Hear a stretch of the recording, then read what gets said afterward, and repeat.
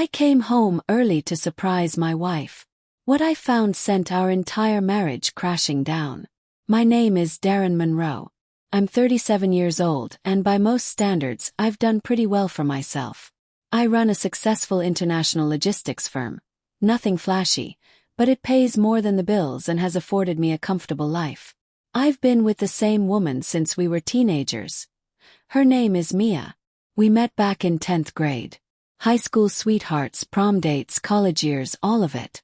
She's 2 years younger than me, and I still remember how we rushed into marriage the moment she turned 19.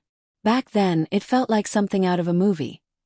2 kids deeply in love, ready to take on the world together. Because of my job, I've always had to travel. Europe, Southeast Asia, South America, you name it. I carry multiple passports and know more hotel lobbies than I do restaurants back home. Up until about a year ago, Mia used to travel with me almost everywhere. She loved the adventure, the luxury, the lifestyle. But one day, she sat me down and told me she wanted to work again. Said she felt like a glorified houseplant, just there for decoration. She wanted to feel useful again, independent.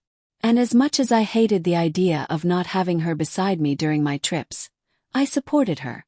I shortened my trips, made more time at home, tried to balance it all better. Mia found a job at a marketing firm, something to do with branding. She looked happy, fulfilled even. I noticed a change. More confidence, a new wardrobe, extra time in front of the mirror, but I chalked it up to her rediscovering herself. Then came her birthday. I had originally planned to return on the 31st, but her birthday fell on the 30th. I thought, why not surprise her? I wrapped up my meetings early, took quite a bit of wrangling, and flew back a day ahead of schedule. The plan was perfect. I'd crash at a friend's place that night, then surprise her the next day. But before that, I wanted to give her the gift I'd been waiting months to present, a brand new black Mercedes-AMG, wrapped and ready with a massive bow. I even got her favorite flowers, white lilies and blush peonies. I parked across the street from her office building, buzzing with anticipation. I could already imagine the look on her face. Stunned, emotional, grateful. That's what I thought, until I saw her exit the building. She wasn't alone. Some guy, mid-30s, tall, sharp suit, was waiting with a bouquet of red roses. She lit up when she saw him, the kind of smile I hadn't seen in a long time. Then, without hesitation, she jumped into his arms and kissed him. Not a friendly peck. Full-on passionate kiss. Froze. They grabbed a cab, and like some kind of dazed robot I followed. Still hoping desperately that I was wrong. Maybe he was a friend. Maybe I misunderstood. But deep down I knew. They got out near a hotel. Walked in like they owned the place. I parked nearby, my mind spinning, heart pounding. I couldn't breathe, but I couldn't just drive away either. Then I saw a security guard step outside for a smoke. I approached him calmly, told him I needed a favor, and slipped him a thick wad of cash. He hesitated. I told him I wasn't going to make a scene. I just needed to confirm something. After a long pause, he gave me a universal master key and pointed me to their room number. The deal was simple. Whatever happened up there, I was on my own. He'd never seen me. I took the elevator up. Every second felt like an hour. I stood outside the door. Listened. Laughed bitterly. Then unlocked it. And there they were. Mia. And the man. Tangled in each other like animals. I stood there for a beat, letting the moment burn itself into my brain. Then, in the calmest voice I could muster, I said, "Hey. Mind if I join you?" They both scrambled. She looked like she'd seen a ghost.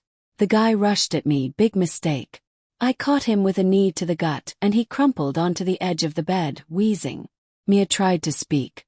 "Darren, it's not what you think." I laughed. Coldly. I yanked her to the mirror and pointed at her disheveled reflection. "Really? Then go ahead. Explain it to me. What is it, if not what it looks like?"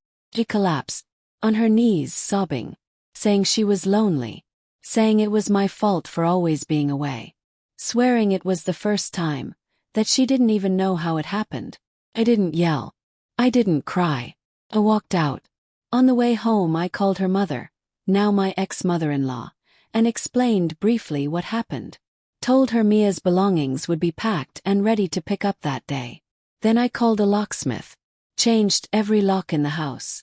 Finally, I called the dealership and cancelled the Mercedes purchase. Did it make me feel better? No. Did I regret it? Not one bit. Her parents never came. I assumed they figured Mia should clean up her own mess. She showed up later that night, crying like her world had ended. She sat on the doorstep for what felt like an hour. I almost called the police. But something in me couldn't pull the trigger. I let her in. She begged, pleaded, said I was the love of her life, that she made a stupid mistake, that she'd give anything to fix it. And then, in a moment of desperation, she tried to seduce me. Truth is, I'd already downed half a bottle of whiskey. The pain, the history, the years together, they all came rushing in. Gave in. It wasn't love. It wasn't intimacy. It was rage. Raw and messy. She fell asleep at dawn, and I stepped outside for a cigarette. That's when the clarity hit me like a brick. This marriage was over. I didn't recognize the woman in that bed. She wasn't the girl I'd married. This wasn't some one-time slip-up. That man didn't bring flowers for a random fling. This had been going on. So I did what had to be done.